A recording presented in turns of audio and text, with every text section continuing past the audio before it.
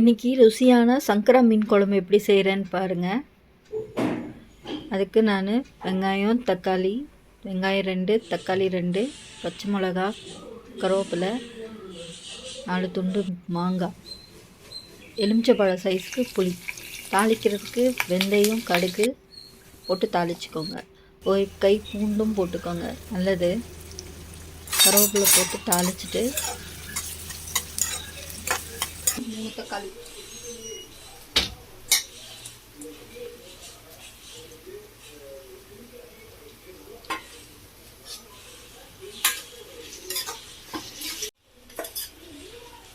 மிளகாத்தூள் 3 ஸ்பூன் போடணும். மீன் குழம்பு மசாலா 1 ஸ்பூன், மிளகாத்தூள் குழம்பு மிளகாத்தூள் 2 ஸ்பூன்.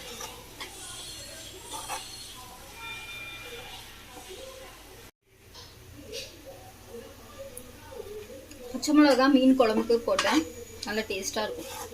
நல்லா 4 பச்சை மிளகா போடு.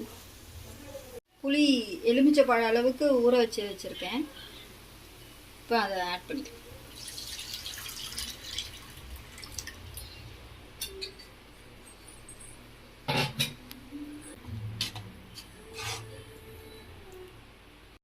மீன் குழம்பு பாத்திரத்தில் மாற்றி 4 துண்டு மாங்காய் போடுறேன்.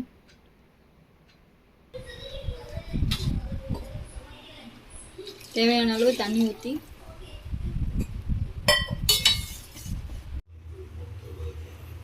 ஒரு ஸ்பூன் உப்பு போட்டு மூடி போட்டு கொதிக்க விடுங்க. அப்போ தான் மீன் குழம்பு வாசனையாக இருக்கும். நல்லா கொதிச்சோடனே மீனை போட்டு மீன் வாஷ் பண்ணி எடுத்து வச்சுருக்கேன்.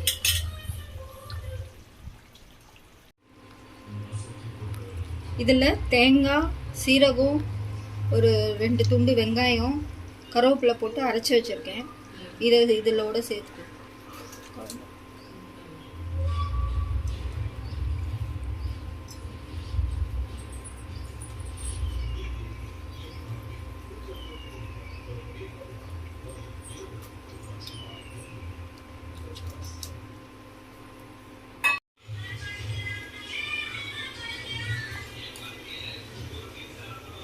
மீன் நல்லா வெந்துருச்சு. கொத்தமல்லி கொஞ்சம் போட்டு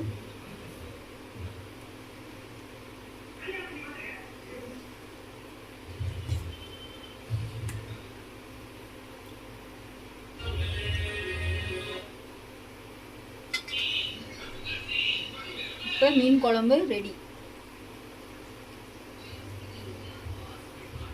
இந்த வீடியோவில் நான் உங்களுக்கு சங்கரா மீன் குழம்பு செய்ய பார்த்ததுக்கு ரொம்ப நன்றி. லைக் பண்ணுங்கள், ஷேர் பண்ணுங்கள், சப்ஸ்கிரைப் பண்ணுங்கள்.